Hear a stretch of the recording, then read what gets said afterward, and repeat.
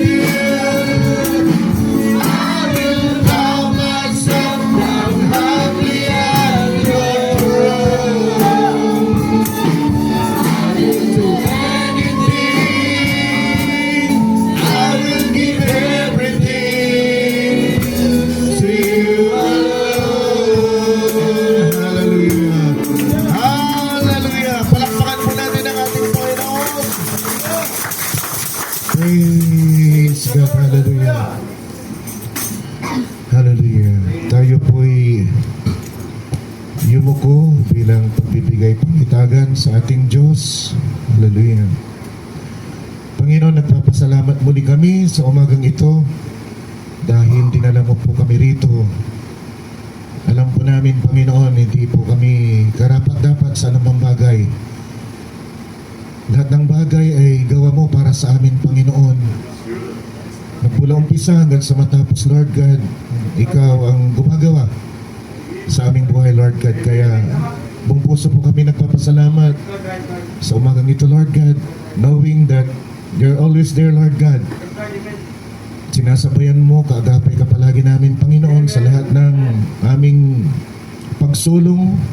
Hallelujah. Kahit sa aming pagdaos-os, Panginoon, ay nariyan ka upang kami saluhin, Panginoon. Salamat Panginoon, Kristo Jesus. Sa umagang ito, Lord God, nawa ang pangangaral ng iyong salita, kung madala man ang iyong lingkod sa maningas na pangangaral, dalangin ko ang pagniningas na ito ay pagniningas mo, Panginoong Kristo Jesus. Kung mag-alab man ang aking damdamin dahil sa pagnanasang may pangaral ang iyong salita at makalinya ang lahat ng mga kapatiran sa iyong salita, nawa ang alab ng damdamin na yon ay galing sa iyo, hindi galing po sa akin.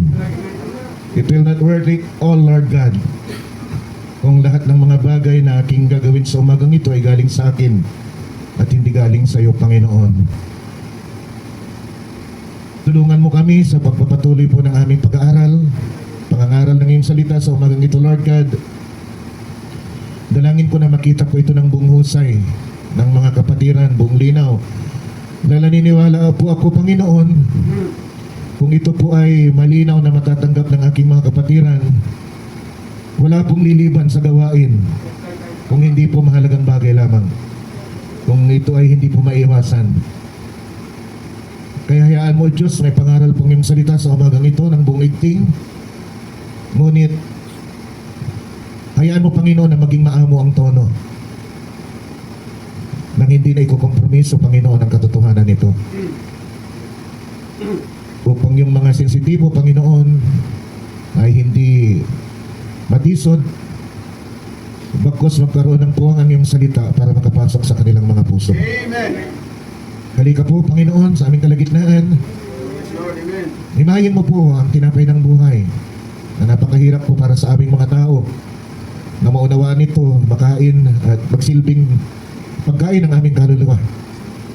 Himayin mo sa paraan na madali po namin itong ma-absorb upang magdulot ng paglago, paglaki sa aming pagkatao bilang mga Kristiyano. Amen.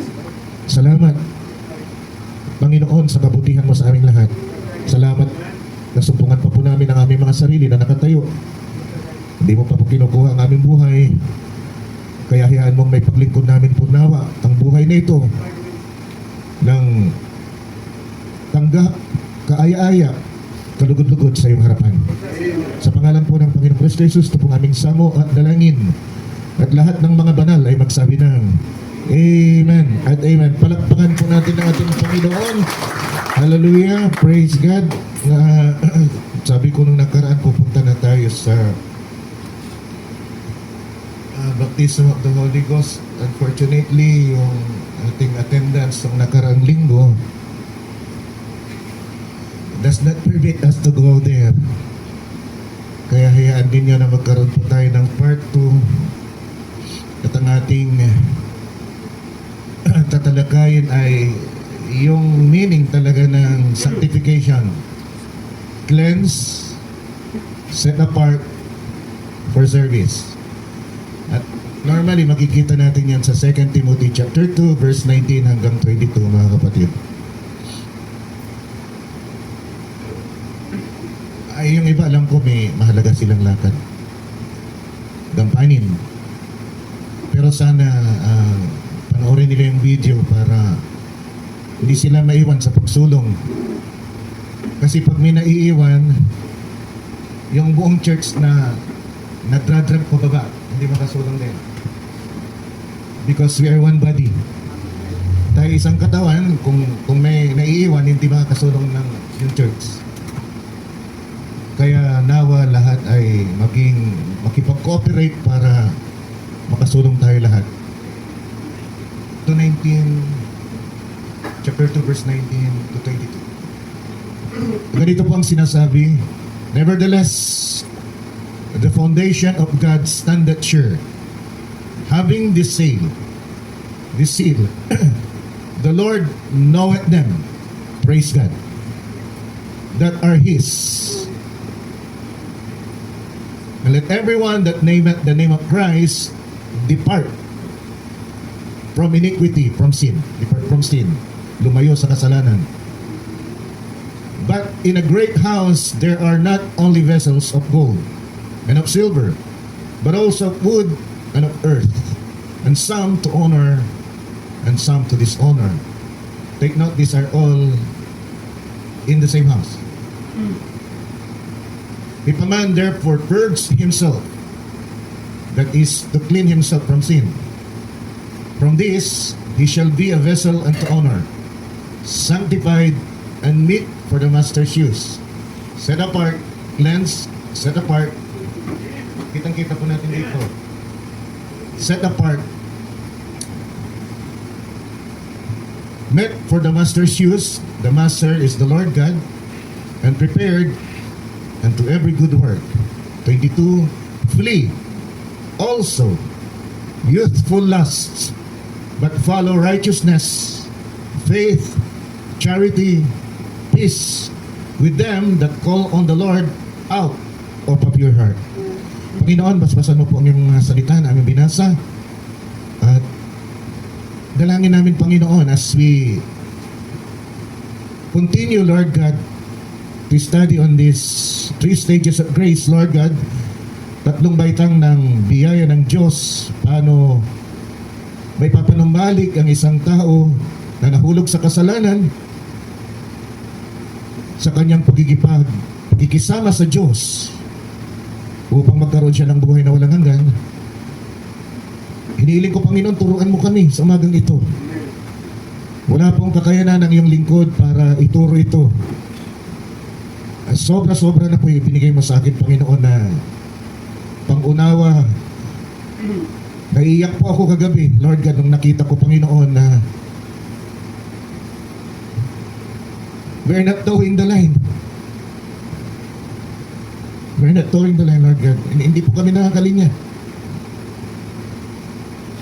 And yet, Brother Branham said, from justification to baptism of the Holy Ghost, it is urgent. It is urgent. Hindi po kami pwedeng maantala sa sanctification. We need to go at once sa baptism of the Holy Ghost. But as we examine ourselves, Lord God, nandun na ba talaga kami sa baptism of the Holy Ghost?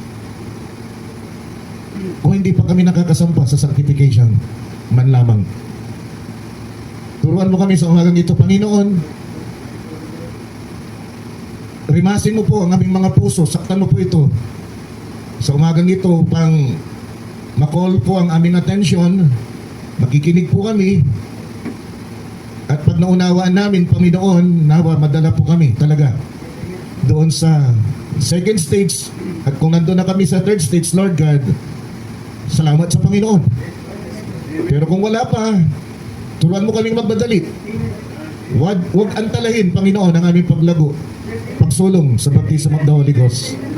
Sa pangalan po ng Panginoong Kristo, ito pong aming samadalangin, at lahat ng banal muli magsabi ng Amen at Amen. Palakpakan po natin ang ating Panginoon.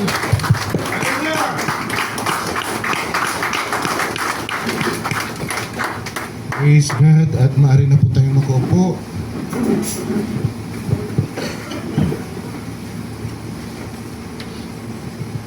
For the direction, gusto kong magkaroon tayo ng panibagong direction, mga kapatid, dahil may tinanong ako nung linggo. Nasyak ako dahil ang in-expect kong sagot nung tinanong ko, na naunawaan niya ba ang kanyang narinig nung linggo, ang sagot niya ay medyo Jello, anong naunawaan mo sa umagang ito? Huwag ka naiyak, sige lang. Hindi, mali, walang tama ang maling sagot. Anong naunawaan mo sa mga kahit isa lang, kahit isang... Anong naunawaan mo? Kahit isa lang, kung wala, sabihin mo wala. Hindi ko, walang mag-judge sa'yo kasi ito yung punto ko. Anong naunawaan mo sa umagang ito? Kung wala, sabihin mo wala. Nahirapan ako. O medyo hindi pabot ng kaisipan ko. Pwedeng ganun. Anong ginaunawan ka sa umagang ito? O medyo? Medyo. Miriam, ano? Ay. Tama pala si Tayin. Ako mali. Tatlo lang tatawagin ko. Kasi umiikot na yung mata ni Lea Joy. Ganun yung mata niya. Kaya hindi na tatlo na lang tatawagin ko. Okay, ito na lang ako kay Lea Joy. Lea May, huwag ka na mag-alala. Do you see it, Mary Joel? Kaya ang direction natin ngayon, reduce mo yung time. 50-50. Ilang ba? 30 minutes ka na? 15 minutes. Kahit hati-hatiin mo yung ano. Kung yung isang subject matter mo hindi matapos ng isang salangan, kahit hatiin mo. Pero ang punto rito, yung kalahati, question and answer. Hindi pwedeng hindi. Kasi kung hindi natin ito gagawin, mananatiling lutang yung mga nakikinig. Ang palaging sagot pagkatapos ng service, medyo. Hindi dapat medyo ang sagot natin. Dapat may sagot ka dahil kawawa naman kami dito ni Brother Joel. Sayang yung pagkain binibigay ng Diyos. Kung hindi natin kinakain, para kasi itong nilatagan ka ng lechon, nilatagan ka ng morcon, nilatagan ka mga kapatid ng lechon manok, nilatagan ka ng escabeche, nilatagan ka mga kapatid ng patatim, sa crispy pata, katapos nung, kain na! Di upo lahat. Ang tayo walang kumain. Kami, di ako makapaniwala lang kumain. Kami. Ay, offer mo sa amin yan. Kami ni na sister. Kuha kami dalawa lang ni sister. Pero basta. Do you get the point? Nakita niyo yung punto mga kapatid. Pag nagturo si Brother Joel ng 15 minutes, yung kalating part mga kapatid, magtatanong siya. So you have to be prepared. To be prepared, you have to listen. Kailangan, ito directed ito ito yung nakadirekta mga kapatid sa mga young people. So sila yung mga unang tatanungin. Kasi kahit papaano, yung mga edad na, kahit papaano, may na-absorb na. Imposibleng wala. Baka magtatanong. Doon sa mga adult kaya. Hindi ko na gagawin yun. So, ang ano natin dito, yung mga young people, mga kapatid. Kasi naniniwala ko, kapag yung mga young people ay natatanong, nakikinig yung mga adult. Right? So, natututo rin yung mga adult, mga kapatid. Silently. Di ba? Hindi sila napapahiya, natututo sila. Yung mga young people naman, huwag kayong mag-alala. Kasi young people kayo. Expected mga kapatid na kayo ay tinuturuan at kailangan matuto. Kaya huwag kayong mag-alala. Kung di niya masagot, okay lang. Okay. Wala naman nawala, di ba, Jello? Wala naman nawala. But be honest. Pag tinanong kayo ni Brother Joel, sabihin niyo kung hindi niyo naunawan para maipaliwanag niya pa. Ano ka rin ng kahit mga dalawa o tatlong punto doon sa preaching. Para kahit pa paano. Yung mga major key points doon sa preaching doon. Sa dalawa, kahit isa lang. Mahalaga yun sa teaching kasi mas marami. Kailangan dapat nilang matutunan doon sa... Okay, secondly, noong as a shadow, kailang shadow ang anino, mga kapatid ay nagsasabi ng patungkol sa bagay na magaganap sa hinaharap. Nung tinawag mga kapatid, pinatawag ng Paraon, nung pinatawag ng Paraon si Jose para humarap sa kanya, siya po'y nag-ahit at siya po'y nagbihis. So humarap siya na kaaya-aya sa harapan ng Diyos. So sa mga elder, hinihiling ko na polo o kaya polo shirt man lamang. And please, present yourselves. I-present ninyo ang sarili naman ninyo na kung wala kayong maisuot, pero meron kayong polo na may collar, kahit ulitin ninyo yan. Sa buong taon yung isuot yan, okay sa akin yan. Basta lamang maisuot ninyo. Kaya ay, ito, binati ko na si RJ rito at meron yatang isa ka. O wala pa? Wala pa, no? Ito yata yung kuyat na kuyat. Galing kayo ng ano na. Naka-t-shirt ka na? Hindi. Naka-t-shirt ka na, ano? Understandable yun kasi diretso na kayo rito noon. Galing kayo sa ano noon, di ba? So, pero bukod doon, di pa kita nakita pa naman na hindi naka-collar. Pero pag sinabi ko mga elder, diakono, mga kapatid, MC, song leader, yung mga frontliners natin. Yung mga hindi frontliners, yung mga, kasi tingnan ninyo, yung mga anak, apo, ni Sister Mayat, hindi pa nga yan baptized. Nakita nyo na ba silang umaten na hindi sila well-groomed? Ikaw magpatotoo, mga apo mo yan. Ako nag-observe ako, mga pero hindi nyo pa nakita mga yan na hindi sila nakadress. Hindi pa baptized na mga yan eh. So dapat nahiya tayo. Pero hindi ko ito ini-enforce mga kapatid doon sa mga hindi pa, sa mga youth at iba pa na mga mananampalataya. Ang mahalaga yung mga elders sa church, mga kapatid. Yung mga musician, option din yan. Hindi naman kayo normally nakikita, mga kapatid, pero nakikita kayo ng Panginoon. So nasa inyo yan, kung anong burden ng heart ninyo. Pero diakono, MC, mga kapatid, trustee, mga kapatid. Alam nyo, yung choir nga, may binabalak ako dyan, magkakaroon tayo ng toga eh. Para uniform kayo. So next week, baka ibubukod ko na kayo lahat ng musician, nandito na lahat. Musician, singer. Katapos yung area na ito, lahat yan mga kapatid ay mga mananampalataya na. So don't switch chairs mga kapatid. Kung ano yung upuan ninyo, huwag kayong magsiswitch dahil magugulo yung arrangement natin. Saan kayo nakaupo, huwag na kayong alis na. Ano ka?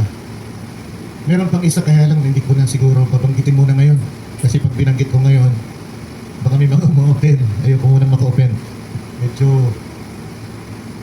Pero connected dito sa ginawa ni Brother Joel two Sundays ago. Maganda yung ginawa ni Brother Joel na nag-sermon siya doon sa practice ng youth. I appreciate ko yung Brother Joel. Doon sana tayo pupunta. Meron din sana akong gustong guidelines natin ba, pero di ko muna yan. Observe muna lang tayo. Ganun muna sa ginagawa mo. So doon muna tayo. Alam niyo kung bakit natin inaayos mga kapatid, kasi nandito tayo sa sanctification stage. Nakita natin sa ating pag-aaral sa nakaraan na may 3 baitang ang biyaya ng Diyos. Yung 3 baitang na yan, hindi pwedeng hindi mo maabot yung pangatlo. Dapat maabot mo nga agad. Kasi dito sa justification, wala tayong ginawa dyan. Ang ginawa lang natin dyan, nagpabaptize tayo. At nagsisi at nagpabaptize. Pero kung hindi, if God did not deal with us, wala. As in, wala. Kasi pati yung pananampalataya mo, yung bagay na nagtulak sa'yo para maniwala, binigay pa yan ng Diyos sa'yo. So kung di niya ibibigay yun, paano ka maniniwala? As in, wala. Kaya nga, kung i-analyze natin maigi, dapat elect ka, pili ka ng Diyos para hanapin ka niya. Hallelujah! Para hanapin ka niya, bigyan ka ng pananampalataya, at ikaw ay maniniwala, at ikaw ay magsisisi, at ikaw ay magpapabautismo. Dahil sabi ni Brother Branham, ang umpisa ng justification ay pagsisisi. So doon nag-uumpisa lahat, mga kapatid. At magsisisi kapag binigyan ka na ng pananampalataya ng Diyos. Nakita ninyo? Kaya doon siya nag-start eh. At pag ikaw ay sumampalataya, mga kapatid, yung bagay na ginawa na ni Kristo doon sa krus ng Kalbaryo, nagbubuo siya ng dugo, namatay siya doon, tumulo yung kanyang dugo, at ang kabayaran ng kasalanan ay kamatayan. Mga kapatid, ang nangyari doon sa krus, tinubos tayo lahat. Amen! Kung hindi tayo tutubusin, hindi tayo magkakaroon ng buhay na walang hanggan. So tinubos tayo doon sa pamagitan ng kanyang kamatayan. Ngayon, pag binigyan tayo ng pananampalataya ng Diyos at pinaniwalaan natin yan, antimano, yung listahan, yung record ng kasalanan mo, magiging malinis. Walang laman. Magiging clean slate. Parang kopon ba na walang sulat? Dati ang dami nakasulat doon. Magnanakaw, sinungaling, mamamatay tao, ang dami dyan, rebellious, mga ganun, nakalagay sulat doon. Nung ikaw, mga kapatid, ay nagsisi at marubdob yung pagsisisi mo, nakaramdam ka ng kalungkutan sa iyong puso dahil nalaman mo na nasaktan mo ang Diyos dahil sa kasalanan mo, kailangan siya mamatay para sa iyo. So, ang sakit sa puso mo, yun ang naramdaman mo, at tinanggap mo yung bagay na ginawa ni Kristo sa iyo, burado lahat ng kasalanan mo, Amen. qualified ka para magkaroon ng buhay na walang hanggan na dapat. Yun ang stand ng OSAS. Once saved, always saved.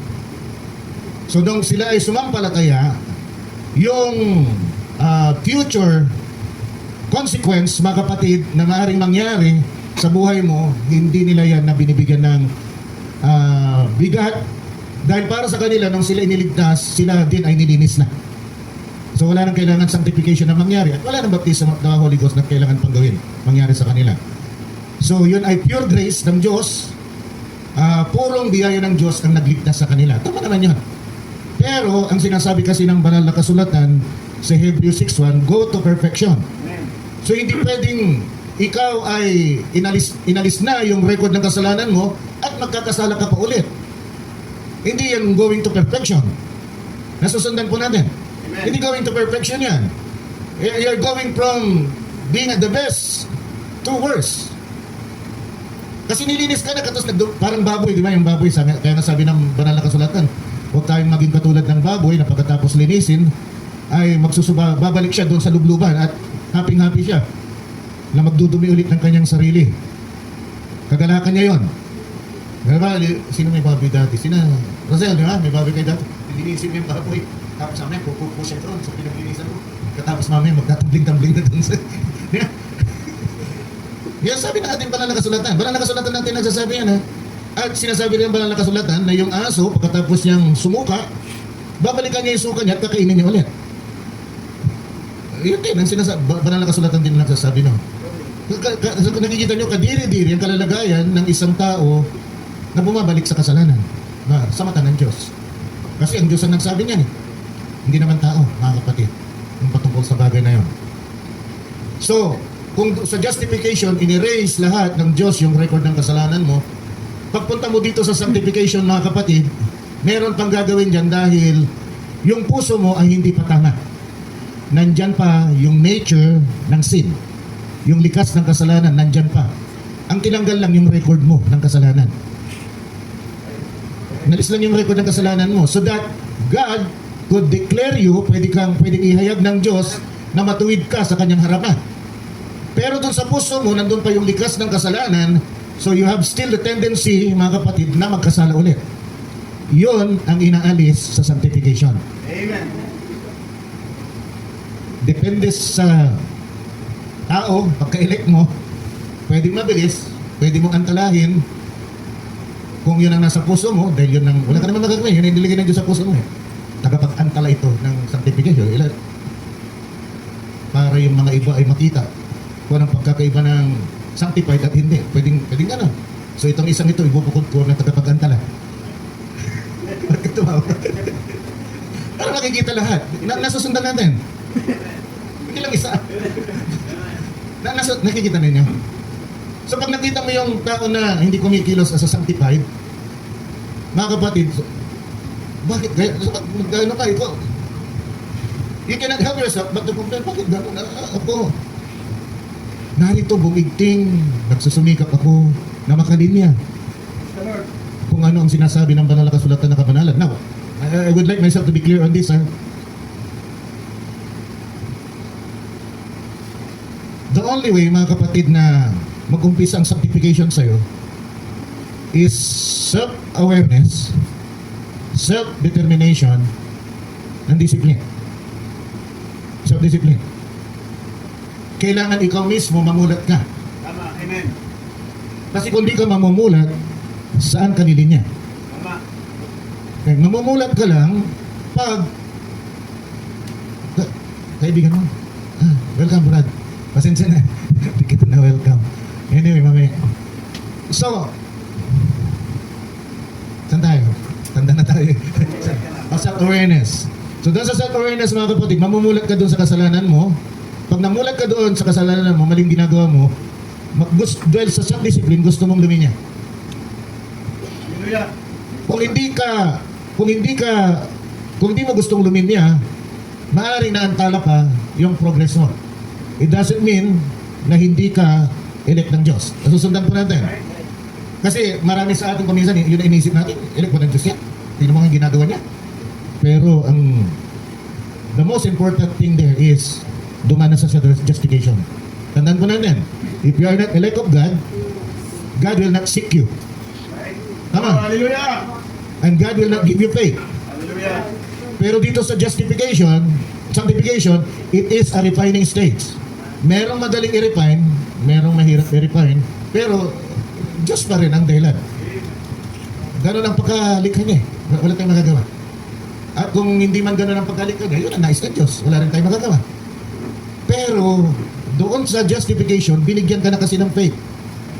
Yun lang ang makikita mo doon na nangyari sa'yo. Wala kang effort.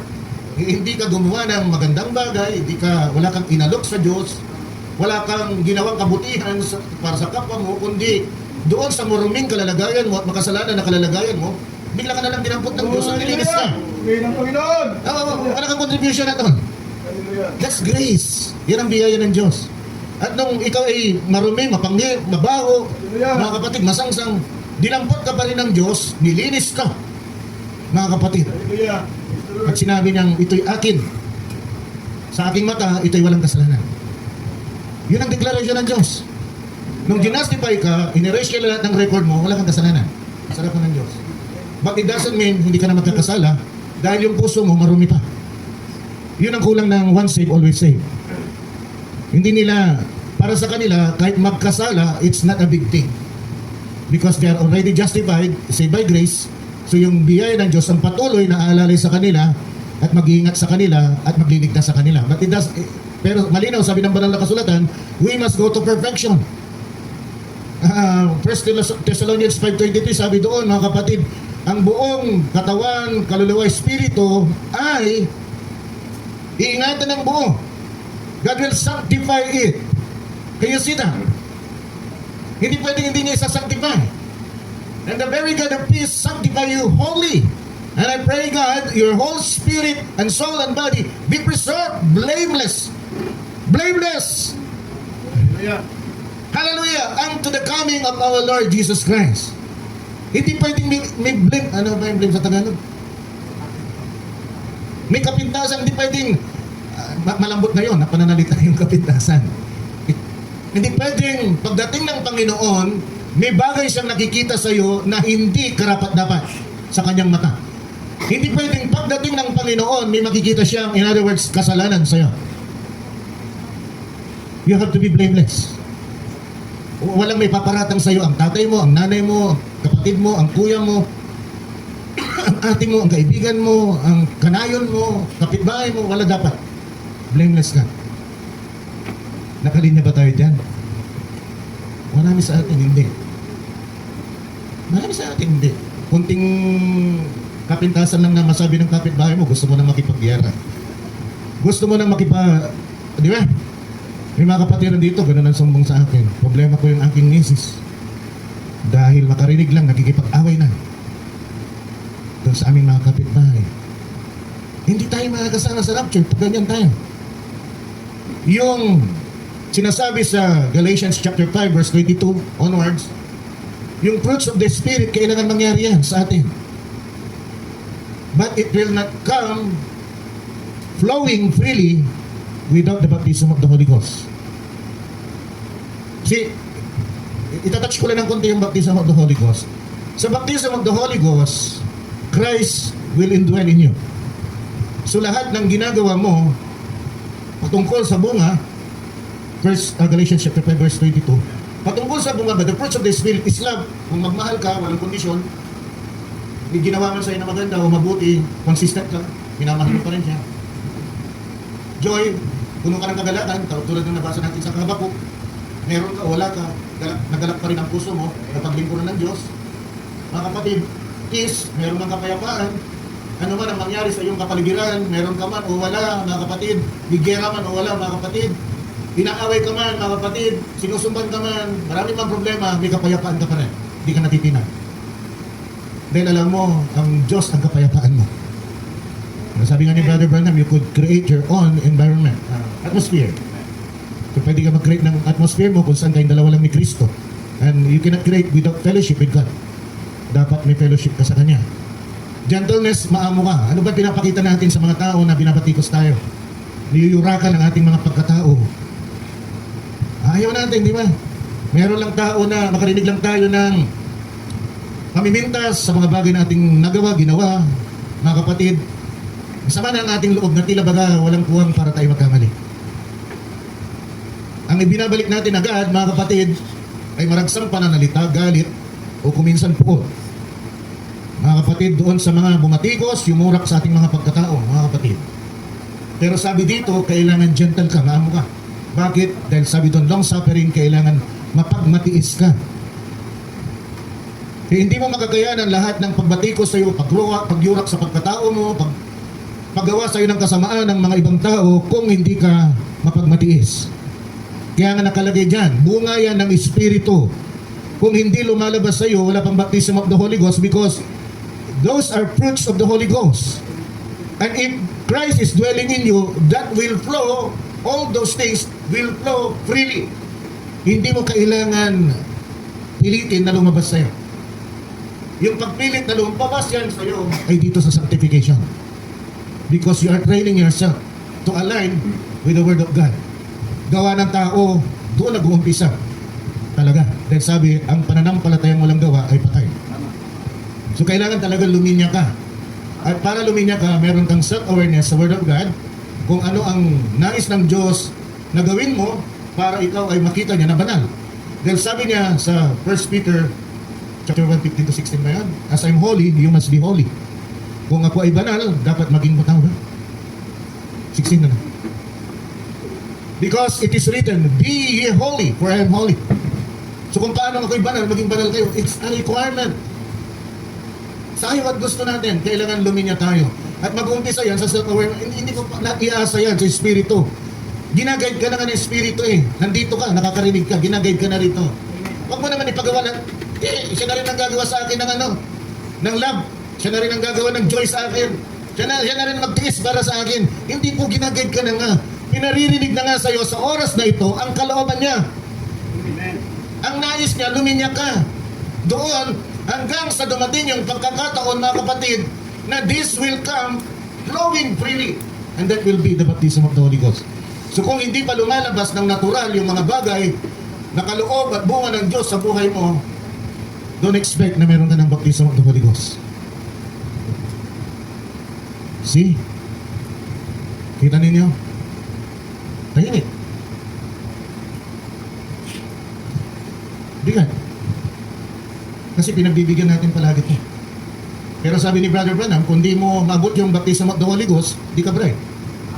God will not recognize you as a bride. Pero pag tinitignan natin ngayon, the fruits of the Spirit is not flowing freely from us.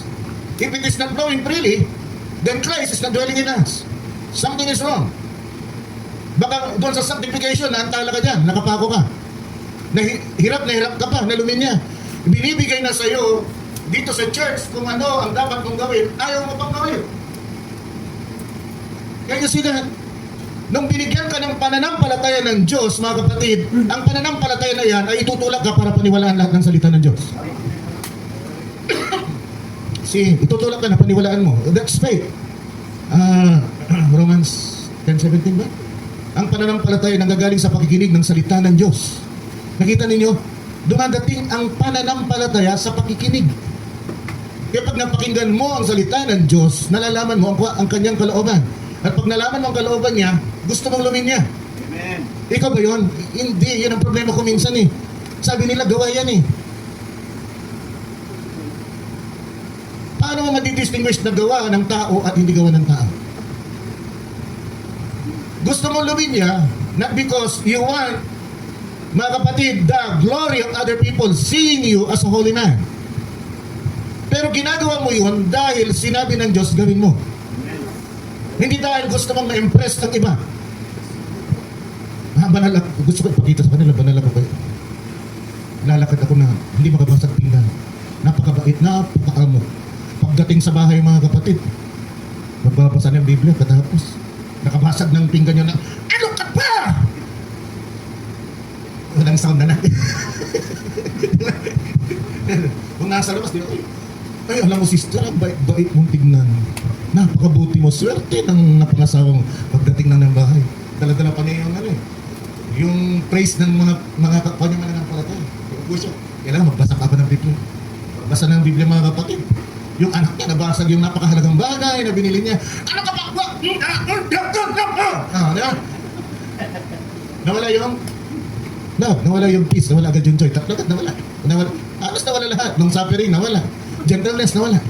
Nawala lahat. It did not come flowing freely from the heart. So ano yung lumabas? I-press natin ng konti, 19. 16. 19, diba? Ito yung lumabas. Works of the flesh. Ano yung works of the flesh? Alam natin, ang gawa ng laman ay laban sa gawa ng espiritu. So ito, laban ito sa gawa ng espiritu. Which are this, adultery. Alam natin yung adultery, yung di mo asawa, asawahin mo. Fornication, yung dalaga ka, nakikipag-iigan ka sa hindi mo asawa.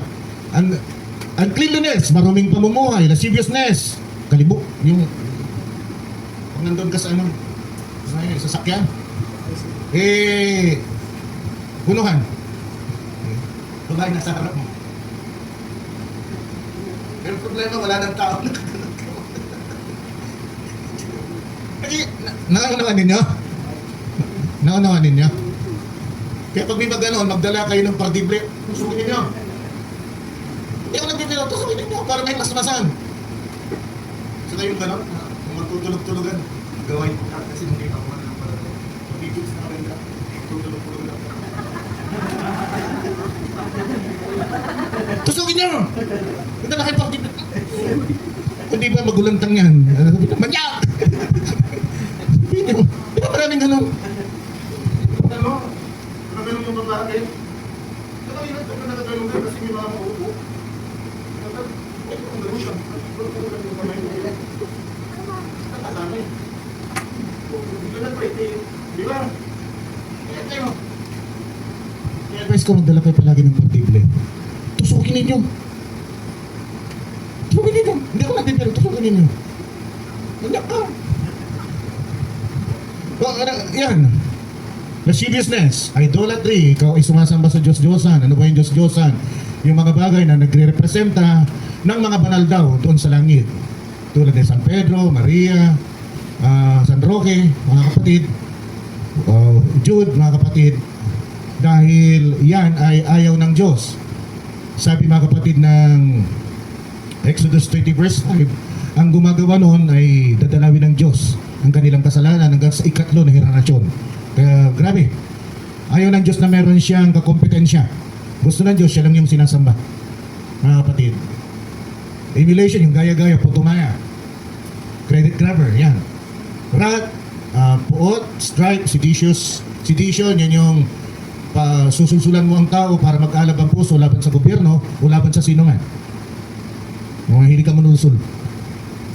Alam mo, pag ikaw ay nakaharap niya, akala mo, mabait yan. Hindi mabait yan. Yung mga ganon.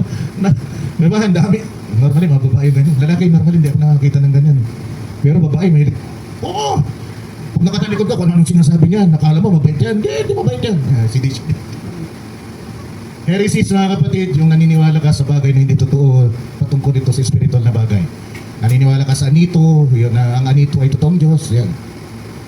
Si Rizal ay Diyos, di ba yung mga Rizalista, ang tingin nila si Rizal ay Diyos. Hindi, pikit mata, murder, pagpatay, drunkenness, hindi na.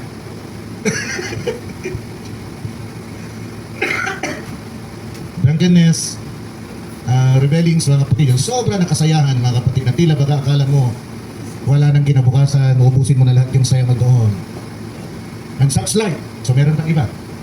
Hindi lang yan. Pero yan ang binigay na napakahalagang example of the which I tell you before, as I've also told you in time past, that they which do such things shall not inherit the kingdom of God. Ang gumagawa niyan ay hindi, sabi ng banal na kasulatan, makapagmamana ng kaharian ng Diyos. Kaya ngayong 22, pataas, yun naman, ang mga gawa bunga ng Espiritu na magmamana naman tayo, mga kapatid, ng kaharian ng Diyos. Kaya, pag sinabi mo na ikaw ay sinasanctify, nandoon ka sa pangalawang stage, mga kapatid, kailangan yung salita. Hindi pwedeng mawawala yung salita ng Diyos. Kaya nga sabi ng Ephesians 5:26, yung salita ng Diyos ang naguhugas sa atin. Pinuhugasan tayo. Let's look on that. Ephesians 5:26. Pinuhugasan tayo ng salita ng Diyos, mga kapatid.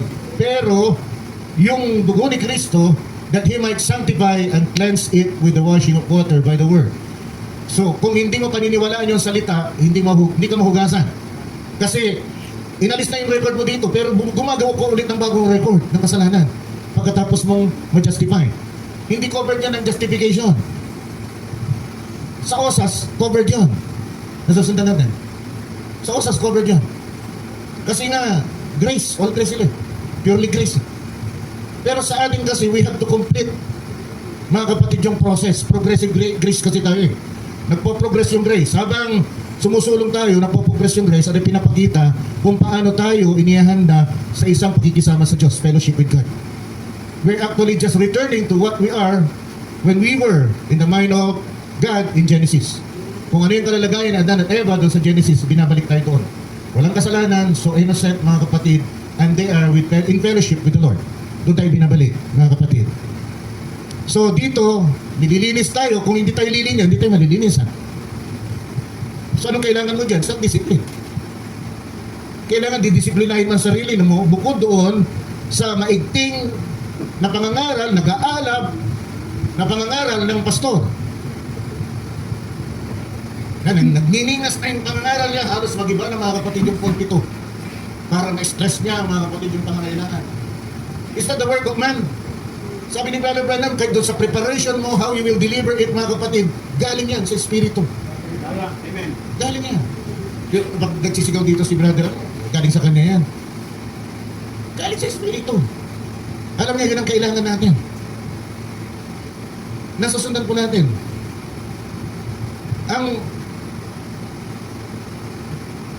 Ang dividing line dyan kasi, once you are sanctified, you are set apart. You are not set aside, set apart. Naglagay ng boundary line ng Diyos. Dati nandyan ka, ang ginagawa mo, yung ginagawa ng pangkaraniwang tao. Nandyan ka. At ang ginagawa ng pangkaraniwang tao, labag, hindi kalugod-lugod sa harapan ng Diyos. So ang ginawa ng Diyos, nung nakita niyang bahagi ka ng elect, inalis ka, nilagay ka niya dito. Ayaw niya, natawirin mo na yan. Ang problema, natatawid mo. Bakit mo natatawid? Kasi nasa proseso ka.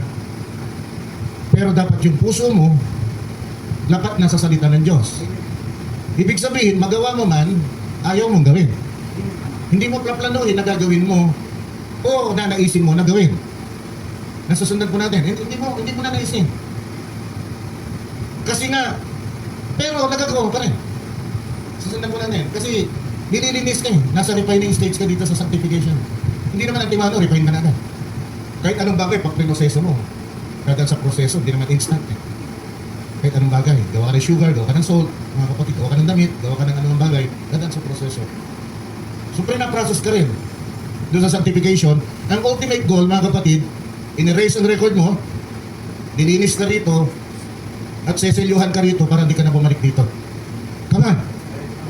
In-erase ang record mo sa justification, nilinis ka ng Diyos sa sanctification, sinelyuhan ka ng Diyos sa baptism of the Holy Ghost para hindi ka na bumalik sa sanctification. Pag-uusapan natin yung baptism of the Holy Ghost next week.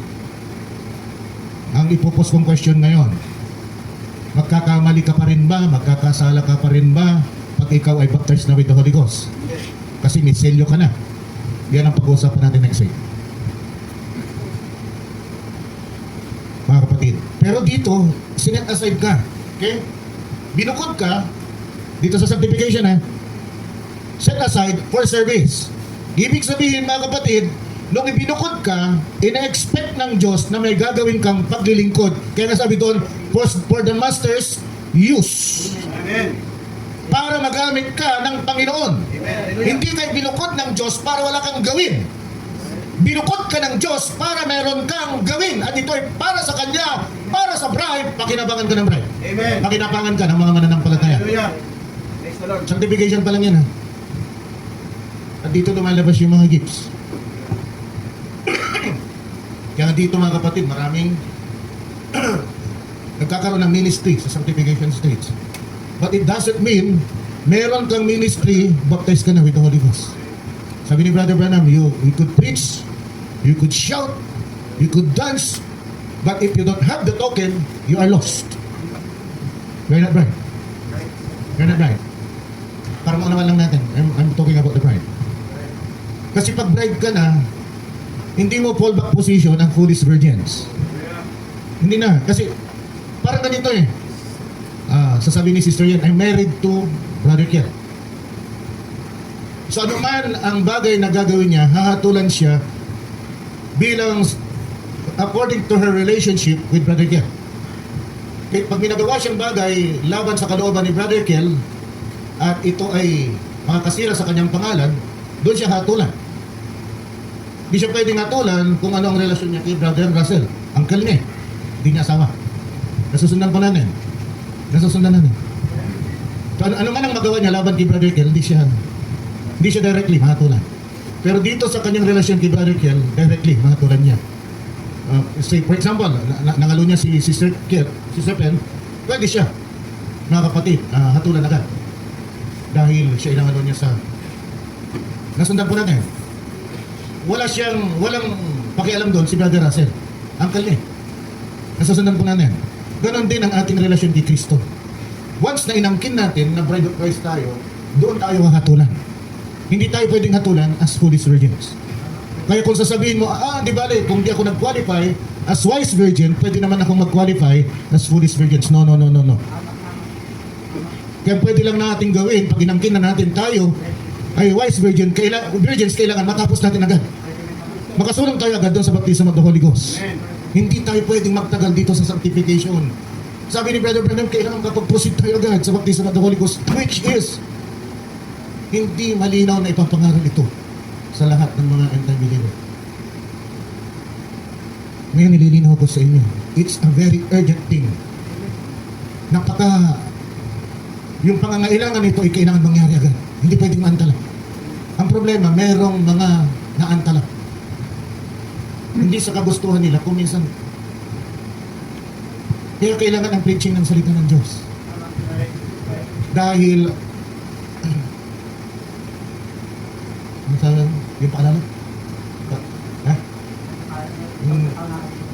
Yun. Gusto ni Brother Bartolome yan.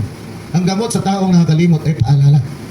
Kaya ganoon sa preaching, pinapaalala. Makalimot naman, papaalala ulit. Bakit inuulit-ulit? Dahil ang Diyos gusto niya walang maiwan. Hanggang maaari, ayaw niyang may maiwan. Kaya kung isang paulit-ulit, narinig mo na yun, paulit-ulit. The question is, narinig mo lang, paulit-ulit, ginawa mo ba? So kung di mo ginawa, may reason ng Diyos para ulitin. Kung may mga iba na hindi pa ginagawa, may reason ng Diyos para ulitin. Now here's a subtle thing. Medyo mahirap himayin ng isang ordinaryong tao. Kung ikaw ay dumadaan na sa second stage, kailangan ba talaga may outward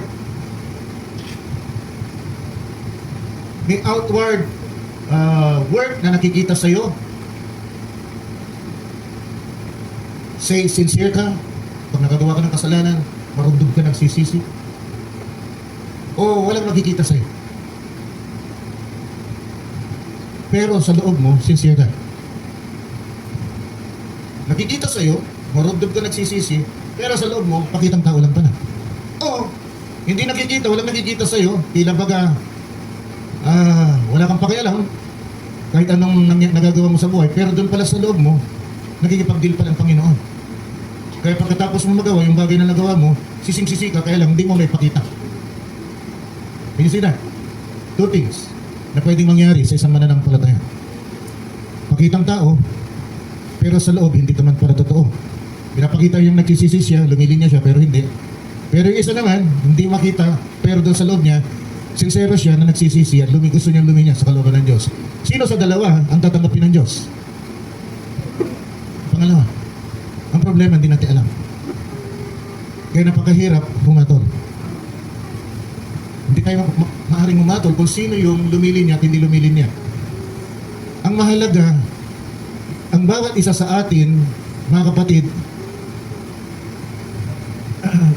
examine ourselves if we are in the faith.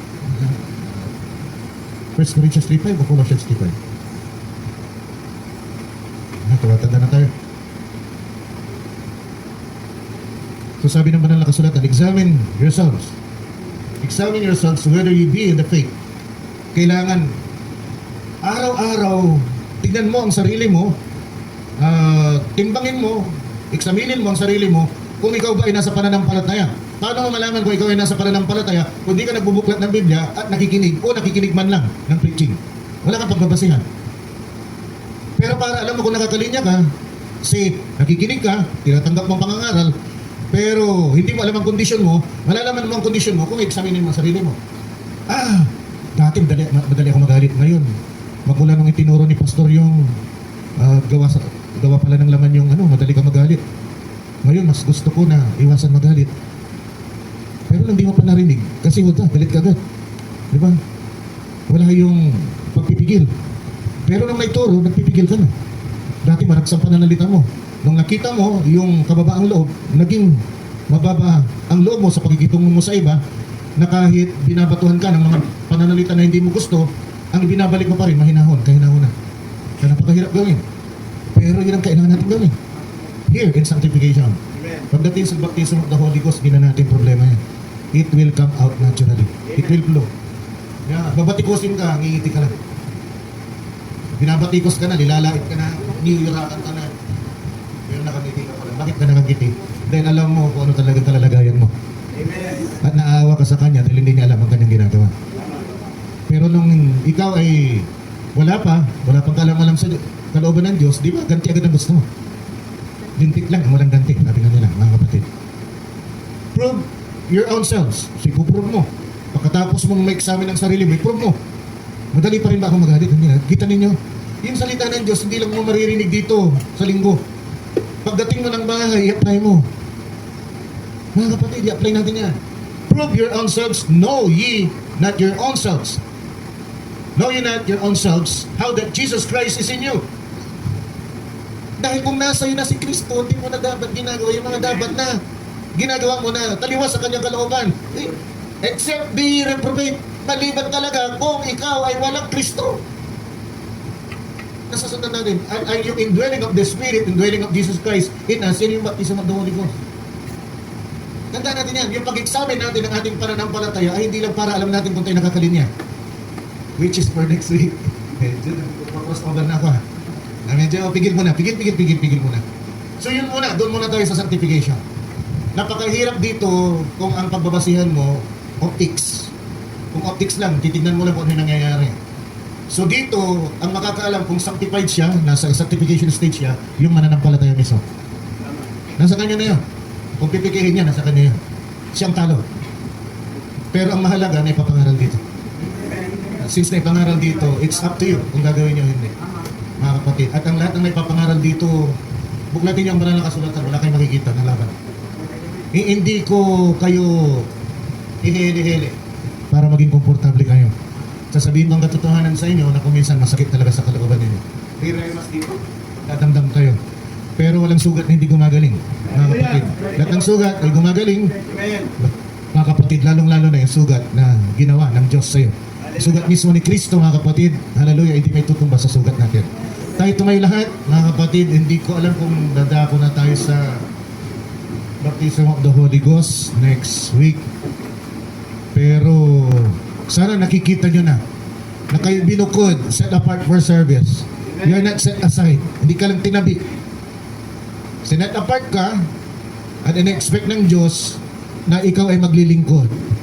At nung sinet apart ka, in-expect ng Diyos, dahil ikaw ay maglilingkod, in-expect ng Diyos na may pagbabago na mangyayari sa'yo. Amen. At dahil in-expect ng Diyos na may transformation na mangyayari sa'yo, kailangan makinig ka ng salita ng Diyos. Hindi pwedeng hindi ka makinig.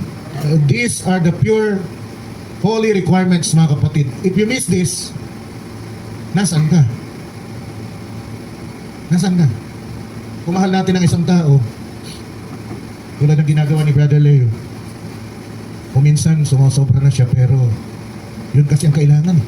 Talagang gusto mong ipakita na ito yung katotohanan. Kung minsan na-overboard ka, nakakasakit ka na ng damdamin. Pero kailangan di ka hinto eh.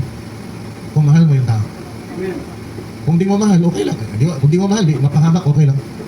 Okay lang. Pero kung mahal mo, gagawin mo ang lahat. Sabi nga ni Brother Branham, kung yung mahal mo sa buhay ay mahulog na sa bangin, hindi kasi sigaw na, Brad, mahuhulog ka na sa bangin. Yeah, hindi daw ganun ang gagawin. Sabi, Brad, mahulog ka na sa bangin! Sisigaw ka na.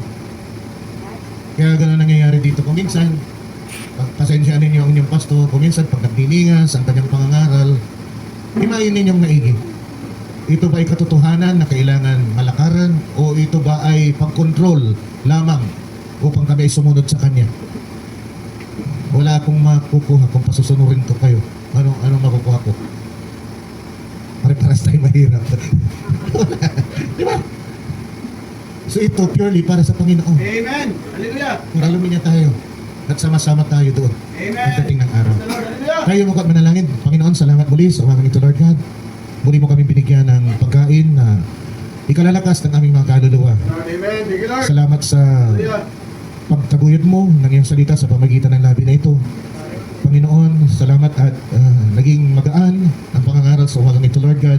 Ang dalangin ko na lamang, Panginoon, ay dalhin mo po ito sa kaibuturan ng puso ng mga mananampalataya, lalong-lalo na sa mga young people, Lord God. Granted, Lord.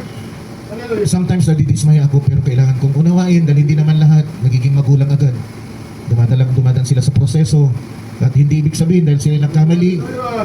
sila ay nawala sa linya, sila hindi na-elect. Ang mahalaga, kailangan nilang bumalik Amen. sa linya at luminya.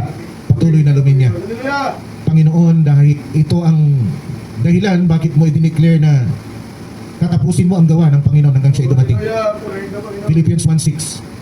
Kaya kung tama yung ating tinanggap doon sa justification, tama yung ating ginawa, tama yung ating pagsisisi, tama yung ating paghingi ng tawad, tama yung ating bautismo, hindi pwede na hindi tapusin ng Panginoon. Amen. Hallelujah. Kaya hindi tayo pwedeng humatol. Hallelujah. Ano man ang nagagawa ng ating mga kapatid, kailangan natin silang alalayan, pero wag natin isakripisyo ang katotohanan. Tama. Huwag natin ikompromiso ang salita ng Diyos. Alalayan natin sila para makabalik sila, makalakad sila. Kasama natin sa paglalakbay, hindi tayo ang dahilan, kaya sila ay maiiwan.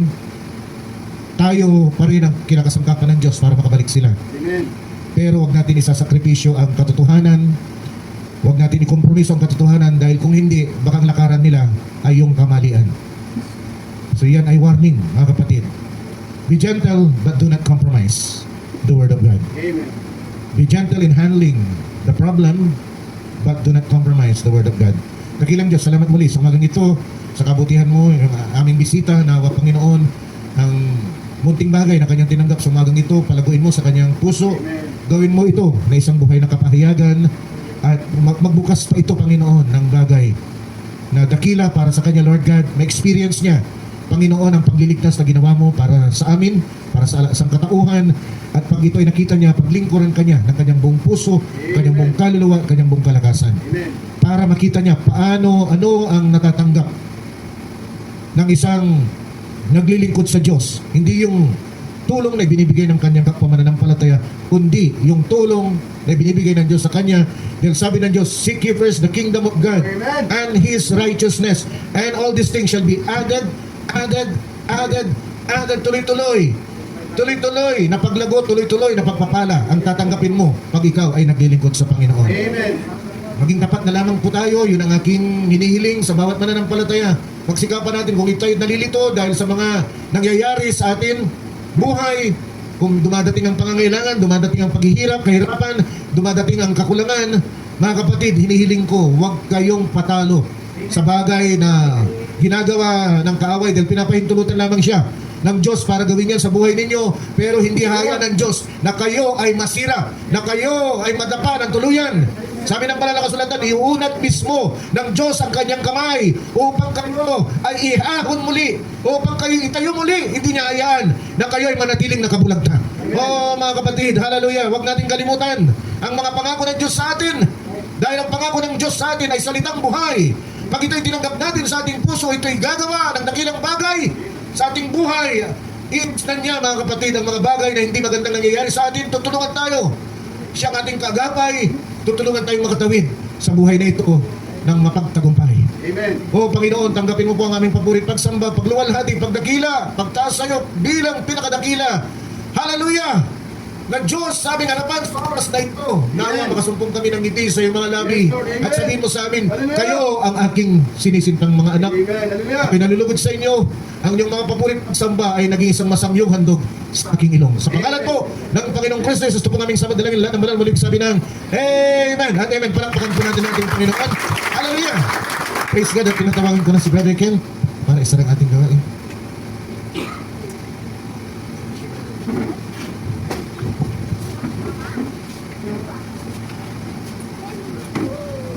Isang kapal pa natin sa mga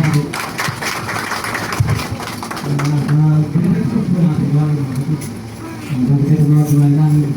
Alis natin ang person. Enter F mode.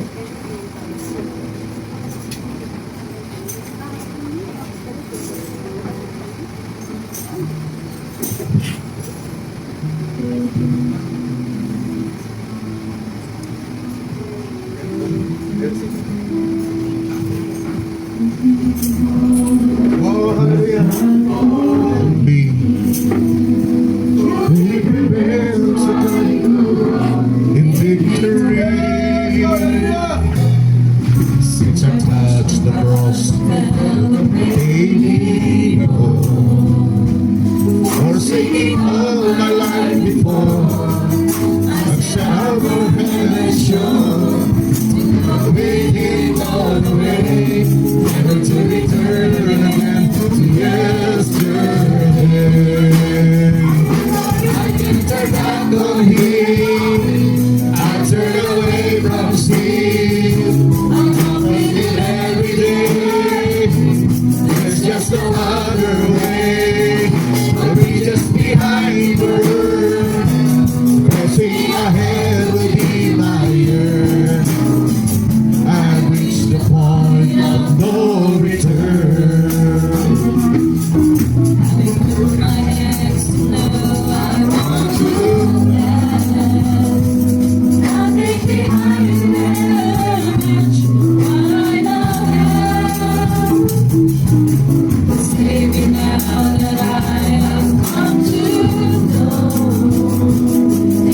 Everything I need to grow. To whom shall we go? Never run apart. To the Jesus, He has won my heart. I can turn back on Him. I turn away from sin. I don't believe every day. There's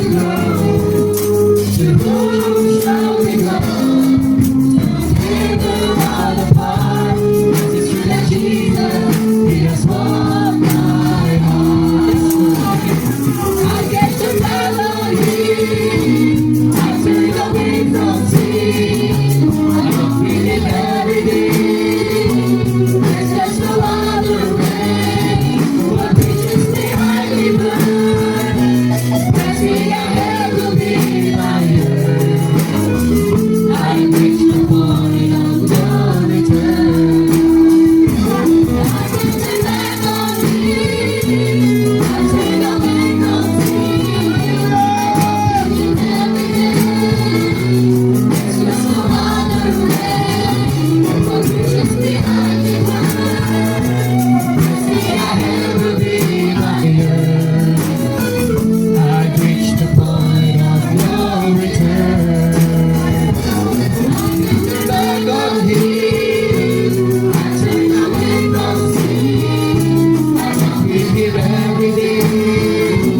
There's just no other way. But be just behind me, burn. I say I never be my year. I reached the point of no return. I got to back on me. I turn away from sin. I don't be here every day. There's just no other way. But be just behind me, burn. I say I never be my year. I reached the point of no return. I reached the point of no return. There's just no other way. But be just behind me, burn. Yes, see, I never be my year. I reached the point of no return. I reached the point of no return.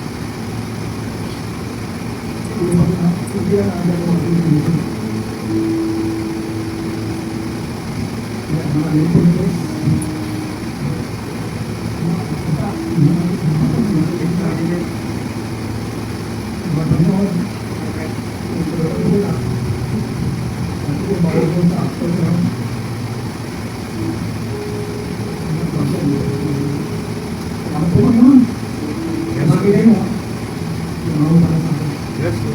Hallelujah.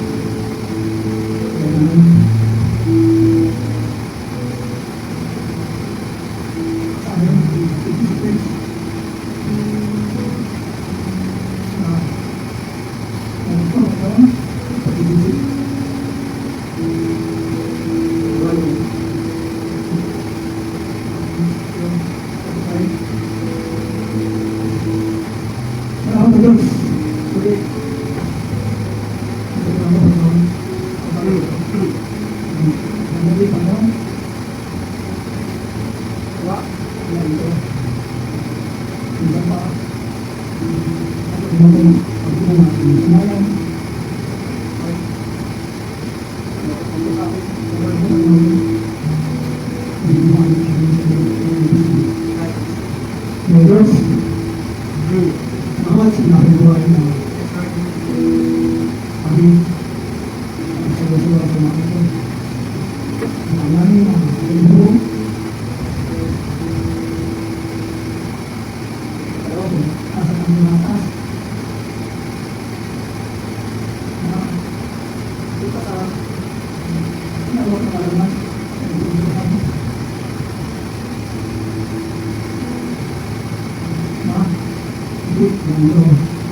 Thank